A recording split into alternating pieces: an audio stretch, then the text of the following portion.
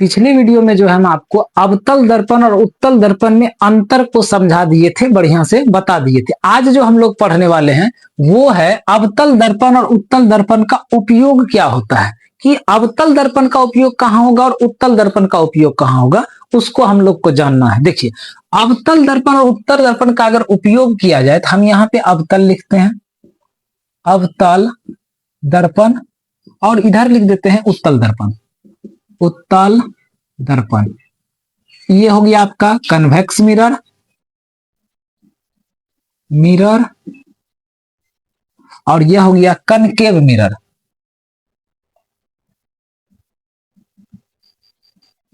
देखिए ध्यान से समझिए, अवतल दर्पण जो होता है वो क्या करता है, अवतल दर्पण पर जब कोई प्रकाश की किरण अगर उसके फोकस पे रखा जाता है तो वह उसको क्या कर देता है, समांतर बना देता है। आपको पता है कि अगर यह अवतल दर्पण है, यहीं से समझ लेंगे, यह अवतल दर्पण है,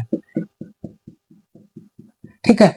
और अवतल दर्पण का उपयोग आपको पता है कि अवतल दर्पण जो है किसी भी वस्तु का, अगर हम अवतल दर्पण के सामने किसी वस्तु को उसके ध्रुव और फोकस के बीच रख देते हैं तो वह उसका काल्पनिक प्रतिबिंब और बड़ा प्रतिबिंब बनाता है। तो इसके इसी गुण के कारण हम आपको बताए कि यहाँ पे जैसे यह है, यह अवतल दर्पण है, यहाँ इसका ध्रुव है और यहाँ पे इसका एफ है। देखिए, हम जब दर्पण का उपयोग करेंगे तो दूर से नहीं करेंगे। अब मिरर है, आईना है, उसका अगर उपयोग करेंगे तो पास में ही करेंगे, उसके फोकस के आसपास ही रह के हम काम करेंगे। तो हम लोग जो है, अगर अवतल दर्पण का उपयोग का बात किया जाए तो अगर अवतल दर्पण के सामने ध्रुव और एफ के बीच में कोई वस्तु अगर रहता है तो उसका प्रतिबिंब यह दर्पण का बनाता है, पीछे बनाता है, और पीछे बनाता है काल्पनिक और सीधा बनाता है, और कैसा बनाता है, वस्तु के आकार से बड़ा बनाता है। इसके इसी गुण के कारण अवतल दर्पण का जो पहला उपयोग है वो किया जाता है कहां, हजामती दर्पण के रूप में। नाई सब के दुकान में देखने के लिए मिलेगा अवतल दर्पण। जब सब चीज का बनाया हुआ हो जाएगा ना, बाल दाढ़ी सब बना लेगा, उसके बाद आपको एगो इतना को गोल रंग के आईना दे देगा, बोलेगा आप देख लीजिए अपने स्किन में छूटा उठा तो नहीं ना है।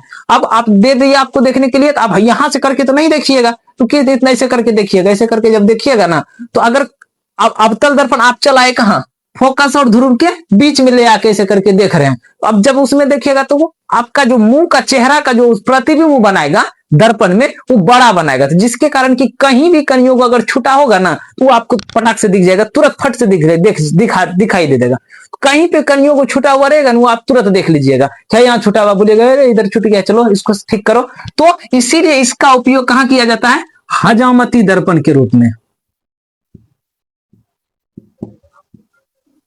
हजामती दर्पण के रूप में किया जाता है। अब इसका दूसरा उपयोग देखिए, अगर यह दर्पण है, यह अवतल दर्पण है, अगर इसमें अगर फोकस के पास कोनो चीज को रखा जाए तो यह, और जब इससे प्रकाश पड़ेगा इस पे, तो फोकस से प्रकाश पड़ने वाला जो होता है वो ही क्या कर देता है, समांतर कर देता है। सोचिए ऐसे करके इसको क्या कर देगा, इधर भेज देगा। अब सोचिए अगर हम फोकस पे कोनो वस्तु को रख दिए हैं या प्रदीप्त पदार्थ को रख दिए, बल्ब को रख दिए, तो इससे जो प्रकाश निकलेगा अगर वह दर्पण के इस हिस्सा में पड़ेगा तो इसको कैसे भेज देगा, समांतर। अगर यहां से प्रकाश निकलेगा तो यह इसको कैसे भेज देगा, समांतर भेज देगा, यानी आगे भेज देगा। तो इसी कारण जो है इस अवतल दर्पण का उपयोग कहां किया जाता है, गाड़ी के हेडलाइट में किया जाता है। ऊपर में जो शीशा लगा होता है उसका बात नहीं कर रहे हैं, आप देखिएगा ना, टॉर्च वगैरह सबको खोलिएगा ना, अंदर में एगो ऐसे कटोरा ऐसा बना हुआ रहता है, और यहाँ पे ऐसे करके बल्ब लगा हुआ रहता है, देखिए ऐसा, और यहाँ ऐसे रहता है। इसके ऊपर में जो एक ऐसे शीशा लगा होता है उसका बात नहीं करे, अंदर में जो एक कटोरा जैसा लगा हुआ रहता है, चमकीला सतह होता है। अब सोचिए कि यह इतना गो है तो इसका फोकस कहां होगा, ये अगर गोला इसको हम कंप्लीट करें तो यहाँ सी होगा, तो फोकस यहाँ हो गया, और यहीं पे बॉल लगा दिया, ये अब जलेगा। अब जब यह बल्ब जलेगा ना तो इससे जितना प्रकाश आएगा, उस अगर इससे निकला प्रकाश इस पे पड़ा तो इससे क्या कर देगा, आगे भेज देगा। इससे पड़ा तो यहाँ पे निकला, यहाँ इस पे पड़ा, इस पे पड़ा, आगे भेज दिया, इस पे पड़ा, आगे भेज दिया, इस पे पड़ा, या भी क्या कर देगा, ऐसे करके आगे भेज देगा, इस पे पड़ा, क्या कर देगा, आगे भेज देगा। क्योंकि फोकस से आने वाला प्रकाश को क्या कर देता है, समांतर कर देता है, प्रधान अक्ष के समांतर। तो इसमें जब इसका परावर्तक सतह के रूप में प्रयोग किया जाता है तो इससे जितना प्रकाश इस पे पड़ता है सब प्रकाश को क्या करता है, एक सीधा में ऐसे करके आगे भेजेगा, और रोशनी जो है, फोकस जो है बहुत दूर तक जाएगा, जिसके कारण कि अब गाड़ी अगर गाड़ी में लगाए, हेडलाइट में लगा दिए तो उसका रोशनी दूर तक जाना चाहिए, तब ना दूर तक दिखेगा। रात में चला रहे हैं तो दूर तक तब ना दिखेगा। तो दूर तक प्रकाश को जाने के लिए सीधा होना चाहिए। अब खाली बल्ब अगर लगा देगा तो चारों बगल छिड़िया के रोशनी देगा, तो आगे ज्यादा नहीं जाएगा।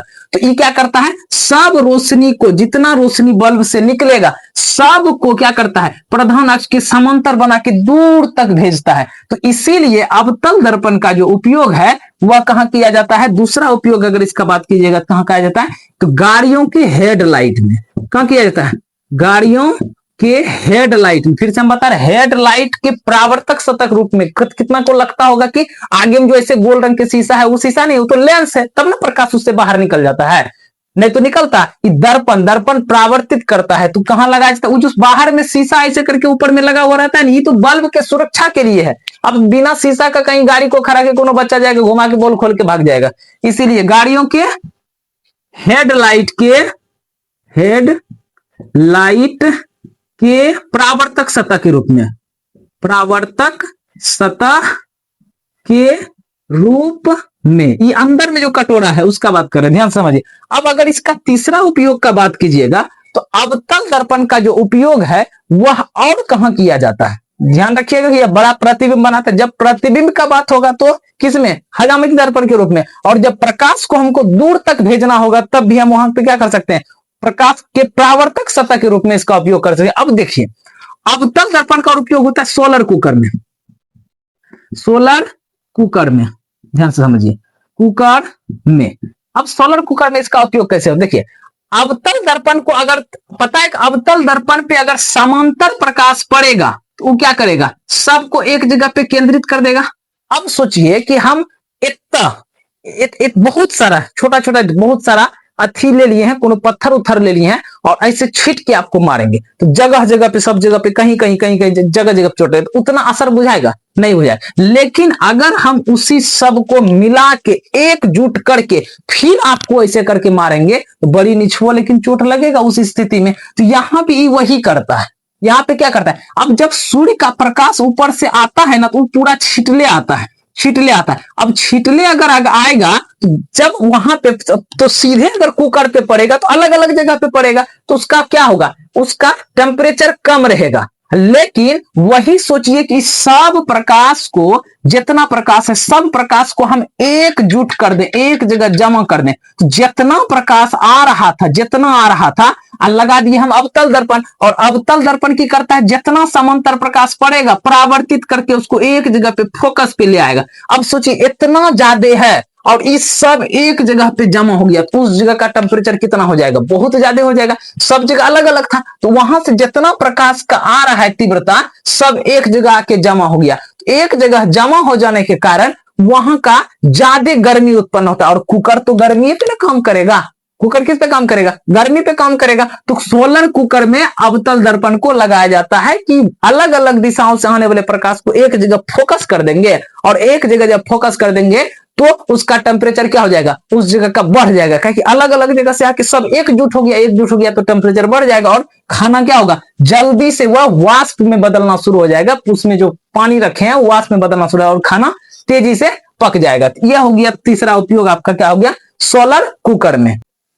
अब देखिए चौथा उपयोग का बात करते हैं। चौथा उपयोग का अगर बात कीजिएगा तो हमको पता है कि अवतल दर्पण जो है किसी भी वस्तु का जो प्रतिबिंब है वो कैसा बनाता है, बड़ा बनाता है। तो जब डॉक्टर सब जांच वगैरह सब कोनो चीज का करता है, नहीं छोटा जगह का, जैसे गला का जांच करेगा, कान का जांच करेगा, नाक के अंदर पता करेगा, तो उसको छोटा चीज दिखाई नहीं देता है, तो उसको बड़ा करके देखने के लिए वह क्या करता है, अवतल दर्पण का उपयोग करता है। क्योंकि अवतल दर्पण जो है वह किसी भी वस्तु का प्रतिबिंब कैसा बनाता है, बड़ा बनाता है। तो उसको छोटा छोटा चीज भी क्या कैसा दिखाई देता है, बड़ा दिखाई। छोटा चीज को भी एकदम इसमें सटा कर रखेगा तो उसका इस आईना में कैसा बड़ा प्रतिबिंब बनेगा, दर्पण में बड़ा। और बड़ा जब बनेगा तो डॉक्टर उसको आसानी से देख सकता है। यानी कहने का मतलब है कि डॉक्टर जो है गला, आंख, कान यानी छोटे चीजों को जांच परख करने में भी किसका उपयोग किया जाता है, अवतल दर्पण का। तो हम डायरेक्ट लिख देते हैं डॉक्टरों के व्यवहार में, डॉक्टरों के व्यवहार में भी क्या किया जाता है, अवतल दर्पण का उपयोग किया जाता है। ठीक है, अब देखिए और अगर बात किया जाए, अब उत्तल दर्पण का बात करते हैं। अब देखिए उत्तल दर्पण का कहां उपयोग है। सबसे पहले उत्तल दर्पण का अगर उपयोग का बात किया जाए, सबसे पहले हम उत्तल दर्पण बना लेते हैं, तब समझ में ज्यादा आएगा। यह हो गया उत्तल दर्पण। अब देखिए, ध्यान रखिएगा कि अवतल दर्पण में पड़ने वाला प्रकाश एक जगह पे क्या होता है, जमा होता है, एक जगह पे क्या होता है, जमा होता है। और उत्तल दर्पण पे पड़ने वाला प्रकाश जो है वो क्या होता है, अलग अलग जगह पे फैल जाता है, विभिन्न दिशाओं में फैल जाता है। यह उत्तल दर्पण कुछ इस प्रकार व्यवहार करता है। अब सोचिए कि अगर उत्तल दर्पण इस तरह का व्यवहार करता है और अगर हम इसको ऐसे भेजें तो यह कहां चलाएगा, ऐसा हो जाएगा। और इधर से अगर गया है तो यह कैसा हो जाएगा, और यह यानी कहने का मतलब है, ध्यान से समझिए इसको, कि उत्तल दर्पण अगर इतना सा भी है, इतना भी है, तो इसका एरिया यहां तक है, यहां तक के वस्तु का प्रतिबिंब इस पे बना सकता है। और उत्तल दर्पण कैसा प्रतिबिंब बनाता है, तो आप कहिएगा इस छोटा प्रतिबिंब बनाता है। ये हो गया इसका प्रधान अक्ष, यहाँ पे इसका एफ हो गया, तो यह कैसा प्रतिबिंब बनाता है, इस तरह से सब फोकस की दिशा में जाएगा, सब फोकस की दिशा में चल जाएगा।